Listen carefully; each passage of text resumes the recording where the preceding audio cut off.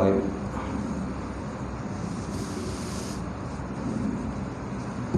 Baik, kita mulakan kuliah malam ni dengan sama-sama membaca Alkitab ila hadratin Nabi Muhammadin Mustafa Rasulullah sallallahu alaihi wasallam wa ala alihi wa ashabihi Allahumma Fatihah. A'udzu billahi minasyaitonir rajim. Bismillahirrahmanirrahim. Alhamdulillahi rabbil alamin. Ar-Rahmanir Rahim. Maliki yaumiddin. Iyyaka na'budu wa iyyaka nasta'in. Ihdinas siratal mustaqim. Siratal ladzina an'amta 'alaihim ghairil maghdubi 'alaihim waladdallin. Amin. Assalamualaikum warahmatullahi ta'ala wabarakatuh. Alhamdulillahillazi anzala ala abdihil kitab wa lam yaj'al lahu aywaja qayyiman liyunzira ba'san shadidan min ladunhu wa yubashshirul mu'minina allazina ya'maluna shalihat anna lahum ajran hasana makisina fihi abada. Asyhadu la ilaha illallah wahdahu la syarikalah wa asyhadu anna Muhammadan abduhu wa rasuluhu wa khaliluhu wa syafi'uhu. Allahumma salli wa sallim ala hadzal nabiyil karim wa ila al malaikatil muqarrabin wa ala alihi wa sahbihi ajmain. Amma ba'd. Fa inna asqal hadis kitabullah wa khairal hadi hadi Muhammad sallallahu alaihi wasallam wa syarril umuri muhdatsatuha wa kullu muhdatsatin bid'ah wa kullu bid'atin dhalalah wa kullu dhalalatin finnar. Qala Allah Subhanahu wa ta'ala fi kitabil azim, a'udzu billahi minasyaitonir rajim. Wasari'u ila maghfiratin min rabbikum wa jannatin ardu'as samawati wal ardu uiddat lil muttaqin. Alladzina yunfiquna fis sarai wad dharra wal kazimina al-ghaiza wal 'afina 'anil nas wallahu yuhibbul muhsinin. Shadaqallahul azim. Maksudnya, segeralah kamu menuju kepada keampunan Allah Subhanahu wa taala dan syurga yang janjikan luasnya antara langit dengan bumi. Sediakan kepada orang-orang yang muttaqin, mutakwa kepada Allah Subhanahu wa taala. Orang-orang yang menginfakkan harta mereka sama ada ketika senang, bisarra'i wad dharra, sama ada ketika senang ataupun susah, dan mereka itu menahan kemarahan mereka dan memaafkan kesalahan manusia. Wallahu yuhibbul muhsinin. Allah Ta'ala mencintai orang-orang yang berbuat ihsan ataupun kebajikan. Alhamdulillah. Yang hormati Al-Fadhil tu imam kita, tak lupa juga Puan Bilal, kemudian jawatan kuasa surau, kemudian seluruhnya sidang jemaah muslimin muslimat mukminin Allah Ta'ala insya-Allah. Jadi malam ni kita sambung kitab Bidatul Hidayah karang Imam Ghazali. Bab apa tu? Tuan? Ada Jumaat. Imam Makmum tu dah bila? Imam Makmum dah habis. Dah. Okey, insya-Allah. Baik, kita lihat tentang adab-adab hari Jumaat. Baik. Jalan tak? Jalan ni. Saya tak nampak tu. Jalan ni. Baik, insya-Allah kita lihat adab-adab hari Jumaat. Adab Jumaat ni dia lebih pada orang lelaki sebenarnya. Nak pergi Jumaat. Tapi perempuan pun tak apa, belajar. Tak belajar, tak ada masalah. Kadang perempuan dia beritahu dengan anak ke anak lelaki, kan, saudara lelaki yang tak pergi semayang tu, beritahu dia. Kadang dia malas semayang, tak semayang kan. Tugas kita bagilah peringatan, kan. InsyaAllah. Jadi qala musannifu wa ta'ala wa nafa'ana bi ulumihi fi darin amin. Ketahui olehmu bahawa hari Jumaat itu ialah hari raya, Sayyidul Ayyam. Nama dia apa? Sayyidul Ayyam, penghulu kepada penghulu segala hari. Afdalul ayyam usbu' wa a'zamu indallah min yaumil fitri wa yaumil duha.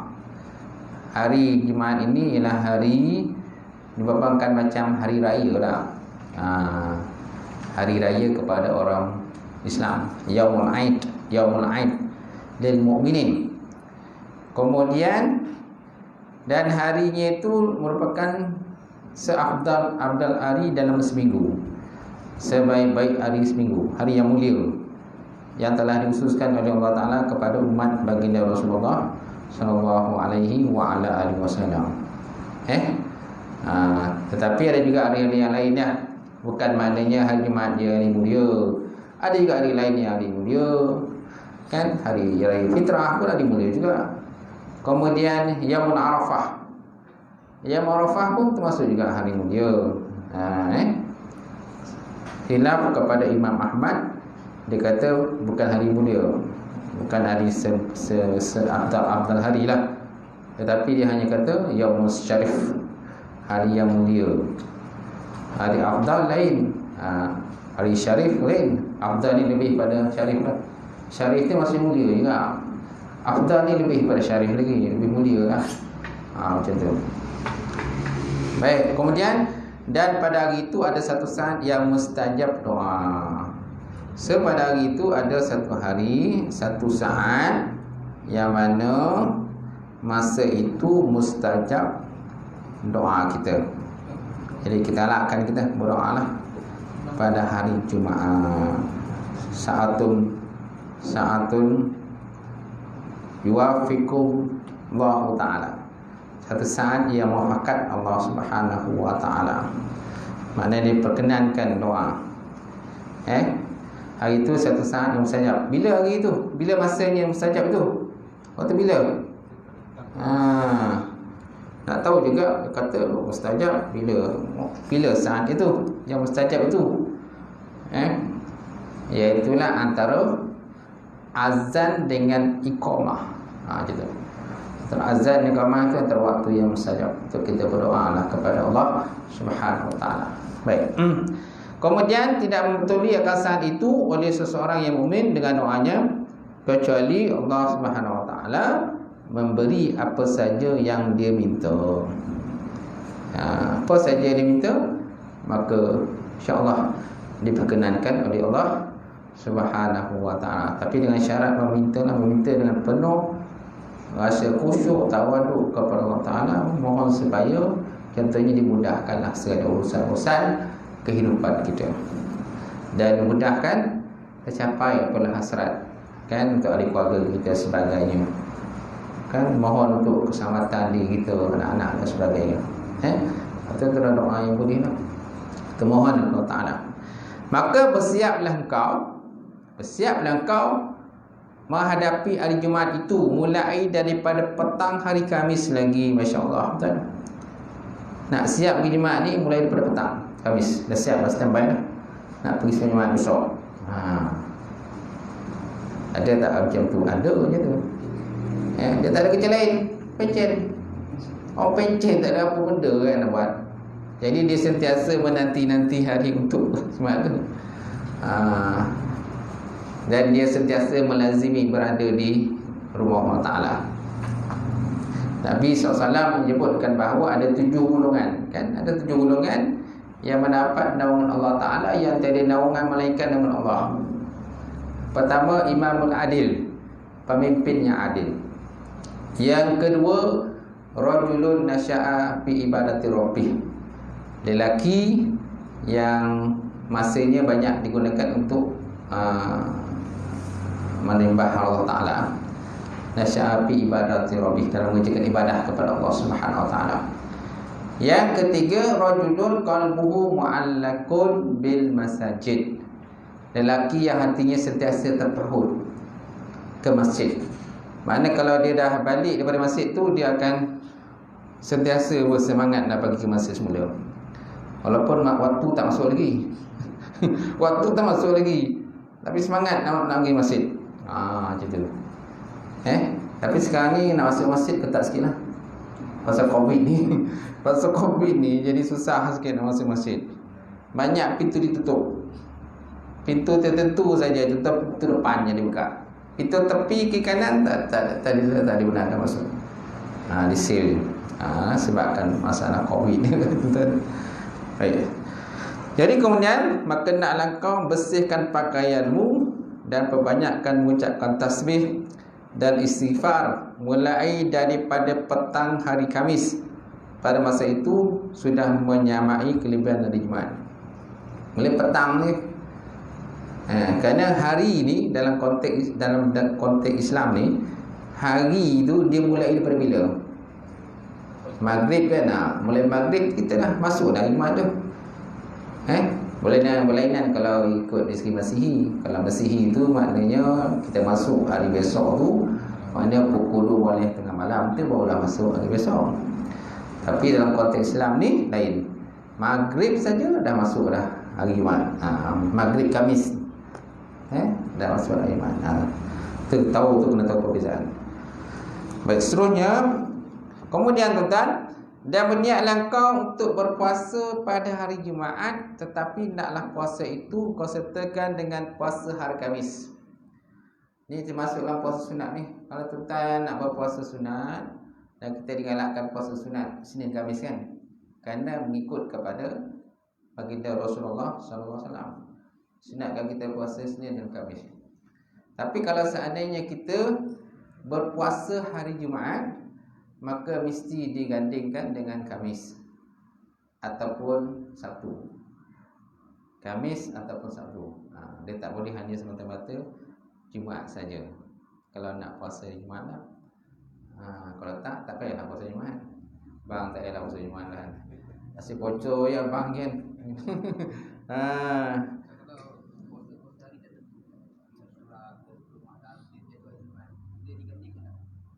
Boleh gandingkan lah Jumaat dan sunat. Sunat Jumaat, okey, sunat Jumaat dan juga hari Asyura. Okey, bolehlah gandingkan. Mana niat puasa untuk hari Jumaat dan juga niat puasa untuk hari Asyura. Macam tu. Okey.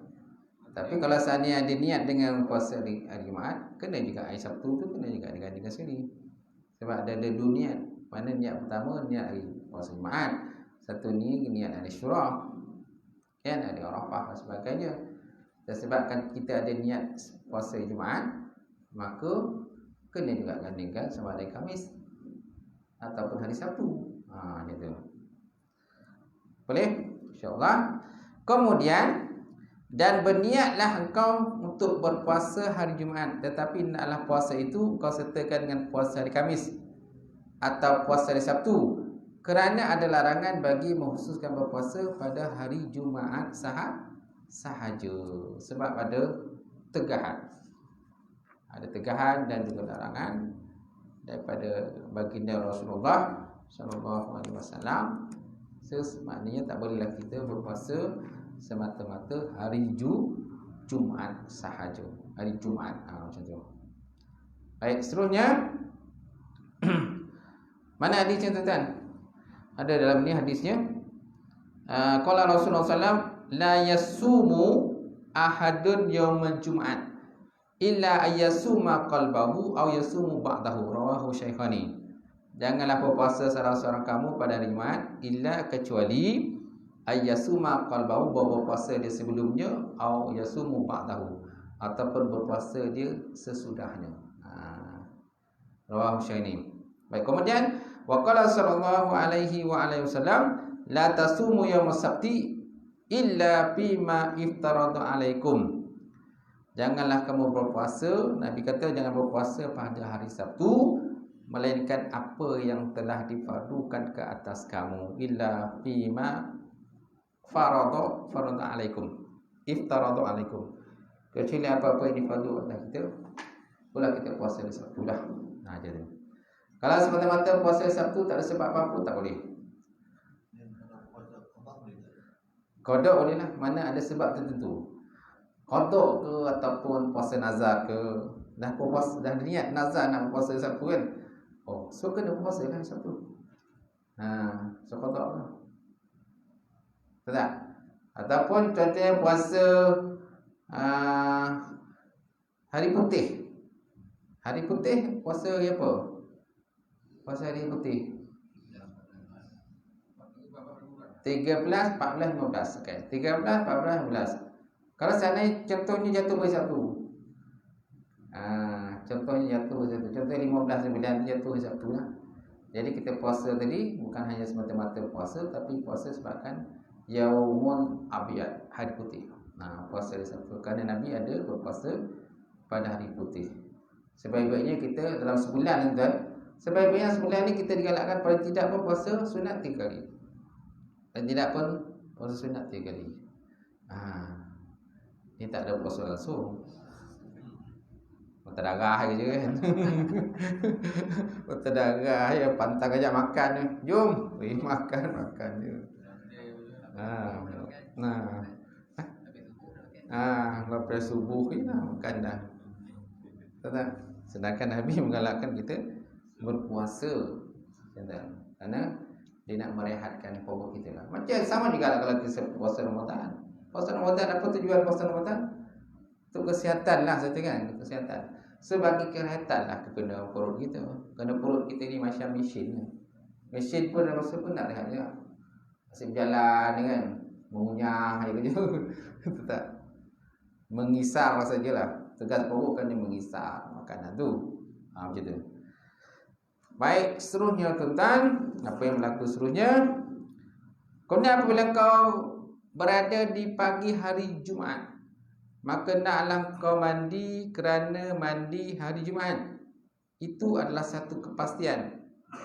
Maksud apanya kepastian? Maksudnya sunnatun muakkadun, sunat yang dikuatkan.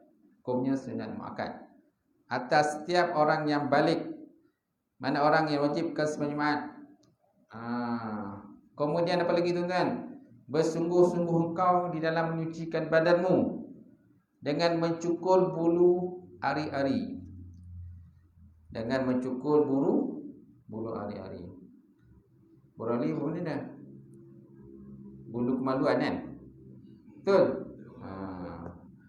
Mencukur bulu kemaluan yang ada bulu lah, tak ada tayar. Okay. Kemudian mengandam misai. Mengandam misai misalnya lah, dan memotong kuku. Kemudian menggunakan sugi. Menggunakan kesugi ketika bersugi dan segala cara-cara bersuci, dan juga segala-gala cara bersuci. Ni benda yang kita dituntutkan lah ketika hari Jumaat. Okay? So maknanya kita digalakkan untuk mandi Jumaat. Biasalah mandi Jumaat kan. Malam tu bersama dengan isteri, yang ada isteri lah. Betul tak? Kan malam Jumaat sunat Ustaz, malam Jumaat dia kan. Yang ada isteri lah. Dan isteri pun tak uzur. Kalau lampu merah macam mana Ustaz? Tak boleh kan. Mamnu' minad dukhul. Apa maksud mamnu' minad dukhul? Tak boleh masuk. Tak boleh masuk lampu merah. Mana boleh? Yang dah kahwin lah, yang tak kahwin tak tahu boleh dah.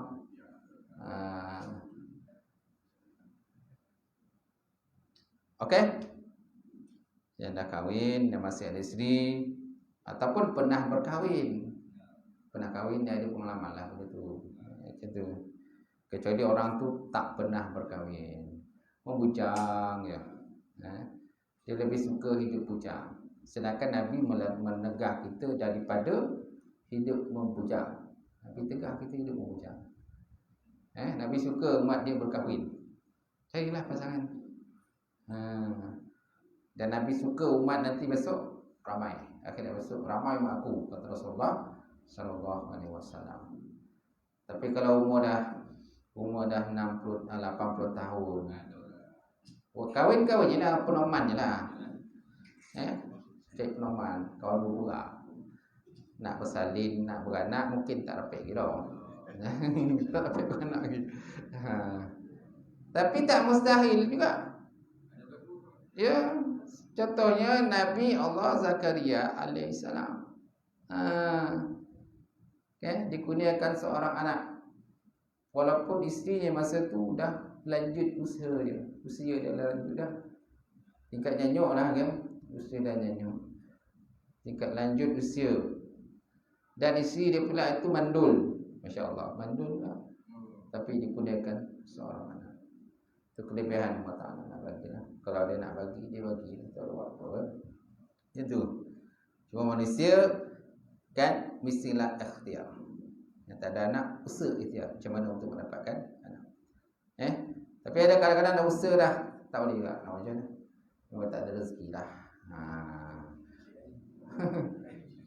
Cari lain pun tak tentu juga. Ada juga kadang cik lain sama juga dah. Mungkin ada masalah segi peranakan dia apa ke dan sebagainya, alat-alat dan sebagainya. Memang tak ada rezeki dia lah. Allah macam mana. Walaupun cerai dengan orang ini, kahwin dengan orang ini, tak juga dapat anak. Cerai orang ni pergi pula kahwin dengan ni pula, pun tak juga dapat anak. Memang dah ditentukan begitulah keadaan ni, tak dapat lah. Macam tu. Baik, seterusnya tuan-tuan. Kemudian ambillah perhiasanmu dengan pakaian putih. Jadi digalakkan kita nak pergi ke masjid dengan memakai pakaian putih. Kerana itu lebih disukai di sisi Allah SWT. Dan pakailah minyak wangi sebaik minyak wangi yang kau miliki. Pakai minyak wangi lah. Tak pakai minyak wangi pun tak apalah. Tak ada minyak wangi Ustaz. Ada juga orang kan dia tak suka pakai minyak wangi. Macam saya pun tak suka pakai ni. Tak suka. Memang dulu tak suka. Pakai jam pun tak suka. Mana ada jam? Sebab saya kalau pakai jam, paling tidak pun seminggu. Lepas tu tak mana ada jam. Tak mana-mana punya. Kosong saya pakai. Cincin juga cincin. Kan galak pakai cincin. Saya pun pakai cincin pun sekejap ya. Paling tidak pun seminggu, 2 minggu. Lepas tu tak. Dan tak mana cincin pun tak mana. Letaklah kau. Tak ada nak pakai kita. Baik, sebab apa? Sebab ada orang kadang-kadang dia suka pakai. Kalau suka pakai tu penuh cincin ni. So 10 jari 10 cincin ni. Agaknya kalau jari ada seboleh cincin ni. Betul. Kadang dalam satu jari tu kadang ada 2 cincin. Satu jari 2 cincin. Cincin yang pakai pangkal jari, kemudian yang tengah jari. Itu namanya hantu cincin. Hantu cincin, dia suka cincin. Kan? Sedangkan Nabi tak ada suruh buat macam tu. Tak ada.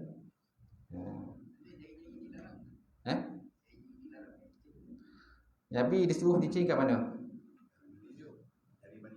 Jari manis jari manis jelakkan cincin tu. Saya pun tak ingat yang mana satu. Kiri kanan. Boleh kan? Cincin. Yang dengan tekah tu ibu jari. Ada orang pakai ibu jari ni cincin dia. Ada kan? Yang hantu cincin lah. Yang suka cincin. Dia memang ada koleksi cincin dan dia jual cincin. Tengok orang jual cincin tu. Orang jual cincin tu penuh cincin kat jari tu. Kalau boleh pasang kat kaki. Kat jari kaki. Kat jari kaki pun dia nak pasang juga cincin. Kadang dia buat macam tu, dia sebenarnya dia nak promote orang lah supaya beli cincin dia. Itu je. Sebab penuh cincin. Baik, seterusnya tuan-tuan. Setelah itu bersegeralah kau pergi ke masjid dan berjalan dengan dia perlahan-lahan. Berjalan dengan perlahan-lahan. Ini kalau saatnya berjalan kaki lah. Tapi kalau naik kereta, mana nak berjalan perlahan saat? Tak ada. Kalau boleh nak ditokal lagi minyak kan. Kereta pula sedap. Honda kan. CRV ke Honda Tune dan sebagainya. Kereta pula baru tuan-tuan. Sekali honjut dia dah sampai dah. Sampaikan orang guard tu pun Dia pun tak perasan dah. Kenapa? Sebab ketua lawan mana, canggih mana, sampai security tahan pun tak tahu je. Ya. Baik, seterusnya tuan-tuan. Setelah itu bersegera pergi ke masjid dan berjalanlah dengan perlahan-lahan dan dengan penuh ketenangan. Masya-Allah. Serta menundukkan diri dalam keadaan tunduk. Tawaduk dan sebagainya. Kenapa? Kerana kita nak menuju kepada rumah Allah Subhanahu wa taala, dan sebaik-baiknya janganlah kita bercakap benda yang bukan-bukan lah. Apalagi dalam perjalanan ke rumah Allah, apalagi kalau dah sampai ke rumah Allah. Kita tinggal larang daripada bercakap benda yang bukan-bukan. Baik, seterusnya dalam ini Rasulullah SAW bersabda, okey, ini hadis berkenaan siapa datang awal apa yang dia dapat. Siapa datang kemudian apa yang dia dapat. Man raha fi sa'atil ula ka'annama qarraba badanah. Wa man raha fi sa'atil saniyah faka'annama qarraba baqarah. Wa man raha fi sa'atil salisah faka'annama qarraba kabshan. Wa man raha fi sa'atil rabi'ah faka'annama qarraba dajajah. Wa man raha fi sa'atil khamisah faka'annama qarraba bayda. Qala fa idza kharaja imam tuwiyatil suhuf. Tuwiyatis suhuf mana dilipat. Suhuf itulah lembaran tu. Wa rufiyatil aqlam, dan diangkatkan pena oleh malaikat, tak tulis lagi. Wa jama'atil malaikah indal mimbar. Malaikat pun berkumpul di mimbar. Yastami'una zikra, sambil mendengar zikra. Zikra ni maknanya asalnya zikra ni zikir, tapi di sini maknanya khutbah. Khutbah lah. Jadi apa maksudnya tuan? Man raha fi sa'atil awal. Barang siapa yang pergi ke masjid pada Jumaat pada jam yang pertama lah, pada saat yang pertama. Mana dia orang pertama sekali sampai. Kan? Maka soalannya hanya dia berkorban seekor unta. Ka'annama qarraba badanah. Besarlah kepala dia. Tu kalau awak ni tak ada kerja. Kita ni kan Jumaat kerja. Jumaat kerja bila masuk nak pergi datang cepat. Memang tak dapat lah datang cepat dah. Kalau tidak pun yalah, kerja rehat kau apa? Please. 12 kena 12 tu kan kadang kalau ada anak nak pergi ambil anak lagi. Nak jemput, kalau rumah perlu jemput rumah lagi kan. Dia kadang-kadang sampai ke masjid tu 21 pun sampai. Cincin boleh lah awal kan. Ataupun contohnya cuti. Okey, hari cuti boleh. InsyaAllah kita boleh datang awal lah. Apalagi kalau COVID ni memang digalakkan datang awal. Sebab pintu masjid akan ditutup pukul sekian-sekian. Lambik tak dapat masuk kata. Lepas tu kena pula daftar pula. Dalam apa tu? Online tu kan. Okey, daftar dalam online. Masjid punya tu link tu kan. Tak daftar kan, takut kan tak ada tompek. Gitu. Baik, kemudian wa man raha fi sa'atis saniyah fakannama qarraba baqarah. Barang siapa yang datang pada saat yang kedua ataupun jam yang kedua lah. Fakannama qarraba baqarah. Seolah-olahnya dia berkorban seekor lembu pula. Seekor lembu dia berkorban. Salah pahala ni. Mana nak nyata sini segi nisbah pahala dia besar disediakan oleh Allah Subhanahu wa taala. Wa maraha fi sa'atis salisah. Barang siapa datang pada saat yang ketiga, faka'annama qarraba kabashan. Maka seolah-olahnya dia berkorban seekor kibas. Berkorban seekor kibas. Kemudian wa maraha fi sa'atir rabiah, faka'annama qarraba dajajah. Barang siapa yang datang pada saat yang keempat, maka seolahnya dia berkorban seekor dajajah, seekor ayam. Ayam betina, dajajah yang betina. Kalau dikun ayam jantan. Dikun ayam jantan, dajajah ayam betina. Wa maraha fi sa'atil khamisah. Barang siapa yang datang pada saat yang kelima, faka'annama qarraba bayda. Maka seolahnya dia berkorban sebiji telur. Berkorban sebiji telur. Besar mana telur tak tahu. Kalau telur yang besar tu apa? Burung unta kan. Tu besar tu. Boleh pijak dia tu. Boleh duduk tu kan. Boleh berdiri. Tu burung untanya. Tapi telur tak banyak lah. Tak banyak tak telur dia? Tak banyak kan. Telur unta tak banyak. Yang banyak telur ayam lah. Okay. Telur ular lagi banyak. Banyak telur, insya-Allah. Baik, kemudian faiza kharaja imam, maka apabila keluar imam. Keluar imam tu nak pergi semayang lah. Masuk, mana keluar ni masuklah, masuk imam dalam masjid. Maksudnya bukan mana keluar masjid, imam masuk dalam masjid. Tuwiyat suhu, mana dilipat lembaran kertas, lembaran yang malaikat menuliskan pahala-pahala orang yang masuk dalam masjid itu. Warufi'al aqlam, kemudian diangkat pena. Mana tak ditulis lagi. Siapa datang lepas tu dia dah dapat dah. Dapat pahala jelah, ada pahala tu, tapi tak dapat lah macam tadi. Siapa yang datang awal tadi. Wa jumi'at malaikah indal mimbar. Kemudian berhimpunlah para malaikat di sisi mimbar. Yastami'una zikra, mendengar mereka itu akan peringatan ataupun zikir. Tapi di sini terjemahkan dengan khutbah.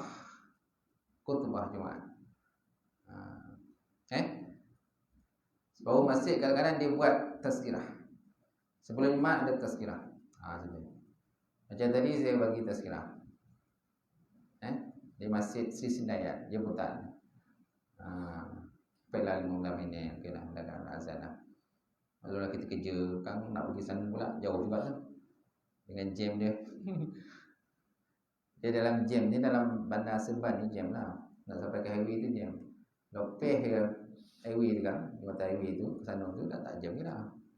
Cuma nak melopehkan ke sana tu je lah. Baik, seterusnya, kemudian dalam riwayat yang lain disebutkan 6 jam. Iaitu siapa yang pergi pada masa yang kelima, seolah-olah dia berkorban seekor burung. Siapa yang pergi pada masa yang keenam, seolah dia berkorban sebiji telur.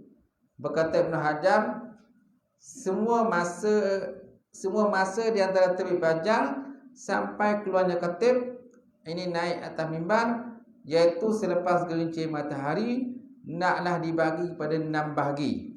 Sama ada hari itu pendek ataupun panjang. Disebut dalam kitab Muraqib Budiah. Okay?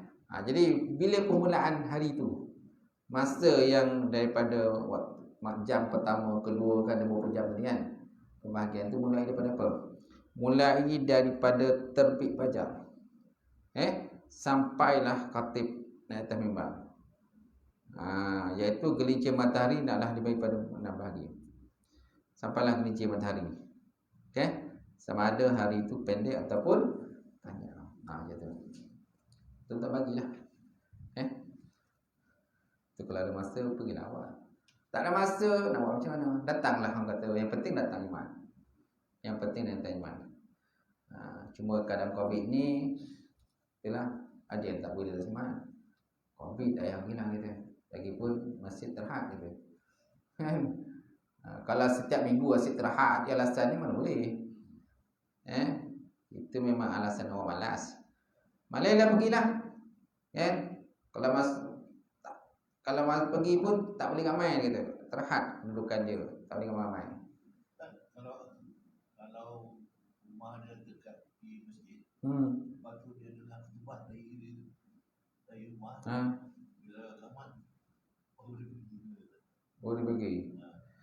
Tak boleh. Dia Jumaat ni dia rukun khutbah.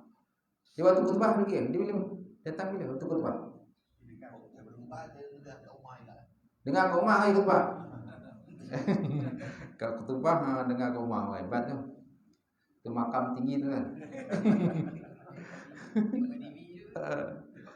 Makam tinggi. Dia tak boleh. Kerana khutbah itu pun dikira juga. Dia dikira juga tak sah Jumaat kalau orang tidak dengar khutbah. Apalagi rukun khutbah dia tak dengar. Dia kena dengar lah khutbah tu. Kerana rukun khutbah tu dia menggantikan daripada 2 sembahyang zuhur tu. Sembahyang zuhur ada 4 kan. Jadi 2 yang kita sembahyang Jumaat. Dua lagi tu yang khutbah tu. Tu yang kita kena dengar khutbah. Apalagi kalau kita ni memang ahli dalam 40 orang itu. Kalau ahli 40 orang tu dalam mazhab Syafi'i itu, mana kita kena dengar lah. Mana? Sama juga hotel lah. Tak boleh lah. Dia ada tanah haram kan, dia ada tanah, dia ada sepadan kan. Dia ada sepadan itu yang kata sepadan apa? Masjid Haram tu dia ada sepadan dia. Kita kena masuk dalam sepadan tu. Kalau tak masuk tu kita tak seharam. Dia ada sepadan dia. Tanah apa yang kawasan masjid tu dia ada sepadan dia. Sepadan tanah haram lain. Tanah haram jauh lagi tu sepadan dia. Ni ada sepadan Masjid Haram tu, dia ada sepadan masjid. Ya, kita masuk dalam kawasan tu. Baru lagi. Masuk tak dalam tu? Kalau masuk, kau tak masuk tak dalam? Saya pun tak pasti sepadan tu. Dia ada sepadan dia. Sepadan untuk kawasan Masjid Haram tu. Masjid Haram, dia ada sepadan. Baik, seterusnya tuan-tuan. Kemudian dan ada diriwayatkan bahawa kotor hampir seorang hamba ketika melihat Allah pada hari kiamat adalah berdasarkan kepada kadar segeranya orang itu pergi ke masjid. Kadar hampir seorang itu dapat melihat Allah, ru'yatullah, lihat Allah Ta'ala fi yaumil qiyamah, pada hari kiamat, adalah berdasarkan kepada kadar segeranya pergi masjid. Mana kalau dia selalu segera ke masjid, cepatlah dia dapat besok melihat Allah Ta'ala. Kalau dia lambat ke masjid, malih ke masjid, memang susah, lambatlah dapat. Kalau dia takdirkan dia di syurga, memang dapat melihat Allah. Tapi tempoh dia lambatlah. Sebab dia malas, ataupun banyak alasan, macam alasan dan sebagainya. Baik, seterusnya tuan-tuan. Baik, apakah maksud tadi tuyatus suhu warubitul aqlam? Maksudnya diangkatkan pena kemudian dilipat akan lembaran. Maksudnya apa? Maksudnya ai pala tuktabul malaikah ahadan min hadiril masjid. Maksudnya tidak ditulis oleh malaikat akan seseorang pun daripada hadirin masjid, orang yang hadir pada hadir Jumaat, orang yang hadir pada Jumaat. Orang yang hadir pada Jumaat itu, walaupun dia hadir, tapi tidak dikira. Si pahala kehadiran tu tak dikira lah. Pahala Jumaat tu tetap ada, tak Jumaat tak ada, tidak. Tapi pahala kehadiran itu tidak ada. Sebab apa? Malaikat telah menutup buku. Buku dah tutup, tak ada nak tulis. Kalau boleh pakat malaikat lah. Tadi dah tutup, boleh buka boleh tak? Boleh tak kita di luar lah, di luar kan? Gitu, di luar masjid. Malaikat kata boleh. Kalau boleh je tu okey lah. Kalau boleh disuap malaikat, okey lah. Tak boleh nak suap. Tutup sami'na wa ta'na, kata malaikat. Aku dengar, aku taat. Tak boleh nak diselotok dengan aku, kata malaikat. Habis tutup tak adalah. Masya-Allah, tuan-tuan. Baik, seterusnya tuan-tuan. Sikit lagi kita sambung. Kemudian apabila kau masuk ke masjid, tuntutlah saf yang pertama. Bila kita masuk dalam masjid, tuntut saf pertama. Itu kalau saf pertama tu kosong, masih kosong, kita digalak apa saf pertama. Banyak kalau kita ni tak suka duduk saf pertama, suka duduk saf belakang, dan suka cari dinding dan tiang. Suka cari dinding dan tiang. Sebab apa? Boleh bersandar, tolak, gitu. Jadi digalakkan kita pada saf yang pertama. Ini pun kalau seandainya kita sihat. Kalau kita rasa tak sihat, tak payahlah duduk saf pertama, duduklah saf belakang sikit. Bagilah orang yang sihat duduk depan. Gitu. Boleh juga kalau kita ni jenis orang sembahyang atas kursi. Sembahyang atas kursi ni digalakkan di belah tepi. Jangan duduk ke tengah. Kan marah orang kan. Walaupun orang tak bercakap. Malu dalam masjid takkan orang nak bercakap. Tapi dalam hati orang kita dah tahu ke? Kalau kita dah tahu kita duduk atas kursi, kan, tak boleh duduk kat bawah, pergilah duduk, ambil ruang sebelah tepi tu. Jangan ambil tengah-tengah. Sebab bila tengah-tengah kan orang belakang kan rukuk sujud kan, dah rukuk sujud kat bawah buntut dia pula. Macam tu kan. Kata sedap tak sonok gitu. Kecuali lah kat tepi tu semua dah orang dah parking. Kat tepi tu semua orang berkursi je. Ada tempat-tempat tertentu tu memang kat situ memang banyak orang uzur. Bola topi tu semua dah ada orang parking semua. Yang jadi pakai kursi ni, kiri kanan dah ada lah. Sebab kiri kanan semua dah penuh, kena nak duduk ni ustaz. Dia dekat kursi juga. Tu nak duduk tengah sikit.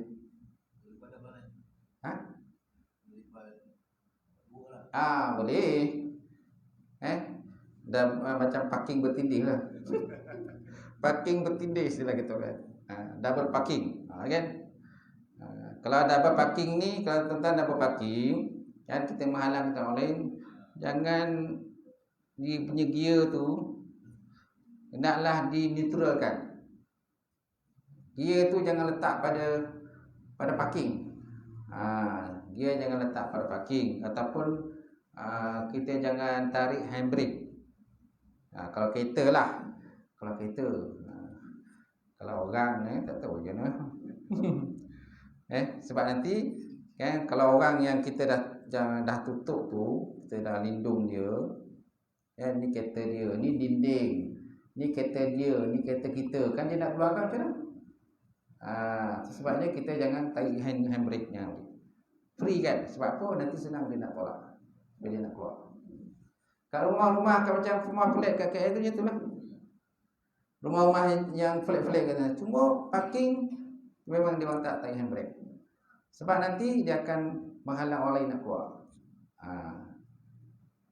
Di free kan, supaya senang nanti orang nak tolak, orang nak keluar. Bila parking dia tarik handbrake tu, marah orang tu. Kata. Dia marah tu sebab apa dia nak keluar tak baik. Sebab kita menghalang dia. Baik, seterusnya tuan. Kemudian sekali lagi bila masuk dalam masjid tuntutlah saf yang pertama, tetapi jikalau orang sudah ramai, jangan engkau melangkahi bahu-bahu mereka. Dah ramai ke depan kan, jangan melangkahi bahu. Kemudian apa lagi?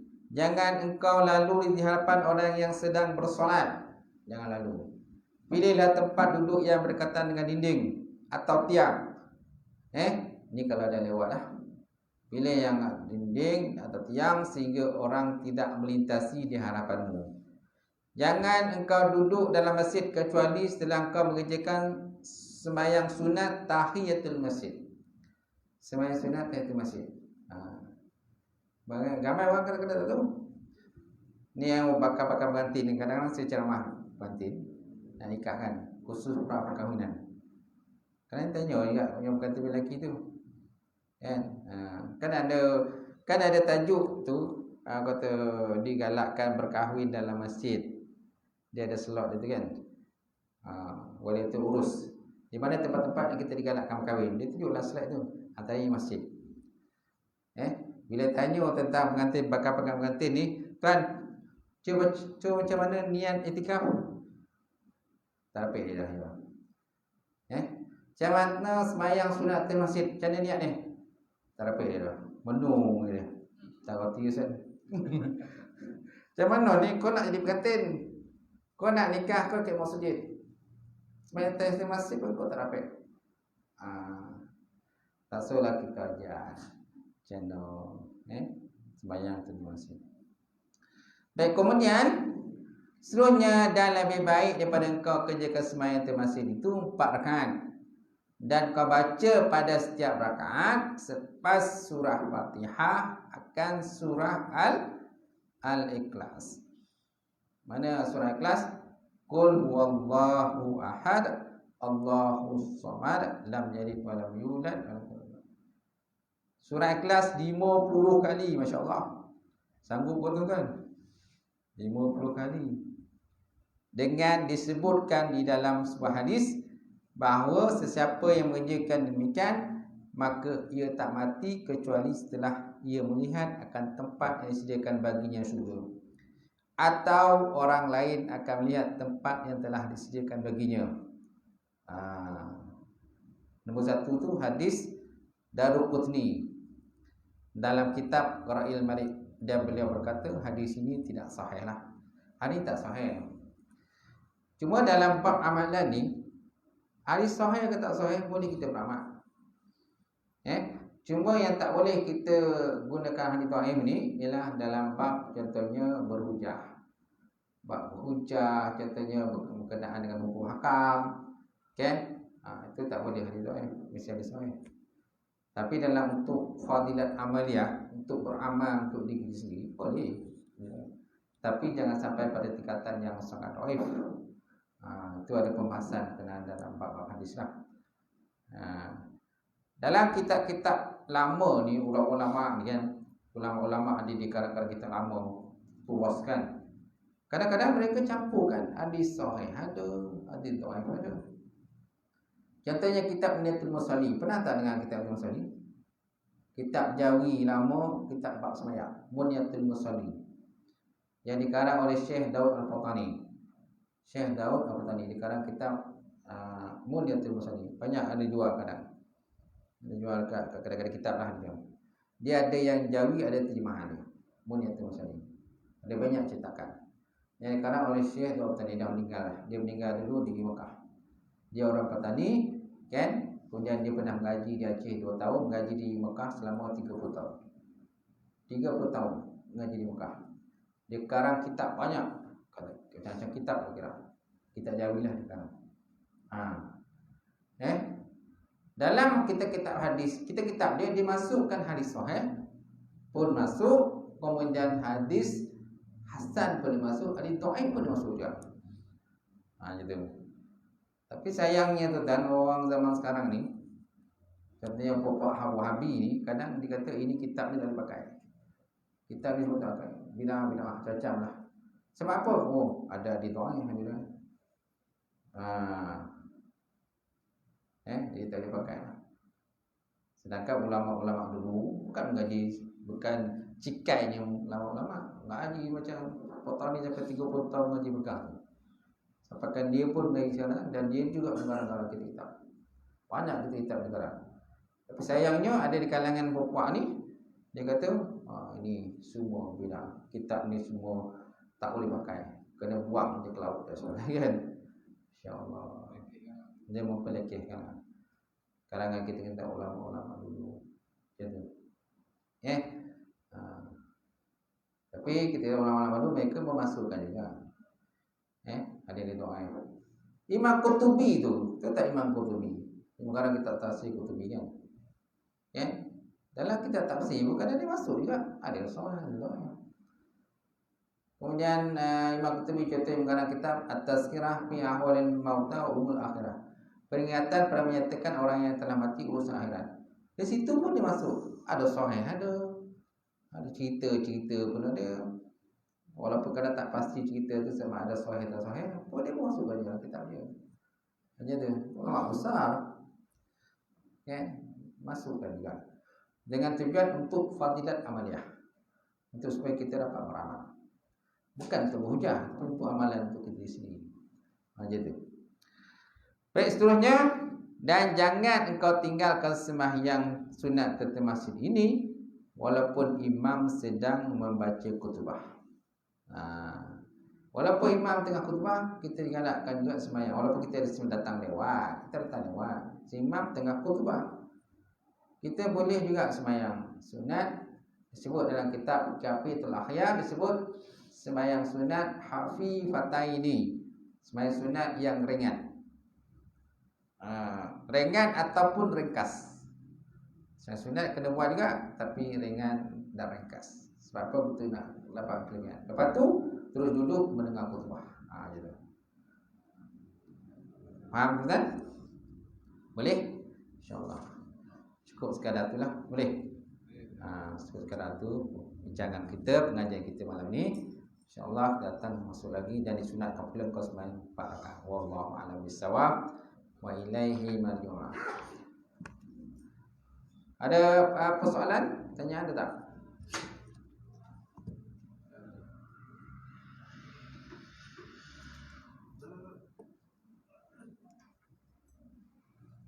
Salam. A'udzubillahi minasyaitonir rajim. Bismillahirrahmanirrahim. Alhamdulillahirabbil alamin wassalatu wassalamu ala asyrofil mursalin wa ala alihi washabbihi ajmain. Allahumma zidna ilman nafi'an wa yaqinan sadiqan wa lam taqabbal rizqan halalan barakatan katsiran wa ziyadatan fatayya alim nawlana qulubana fi afin. Allahumma faqqihna fid din. Allahumma faqqihna fid din. Allahumma ja'al hadza jam'an marhuma wa tafarraqana min ba'di tafarruqan ma'suma. Rabbana atina fid dunya hasanah wa fil akhirati hasanah wa qina adzabannar. Subhana rabbika rabbil izzati amma yasifun wa salamun alal mursalin. Alhamdulillah. Qabalallahu minkum.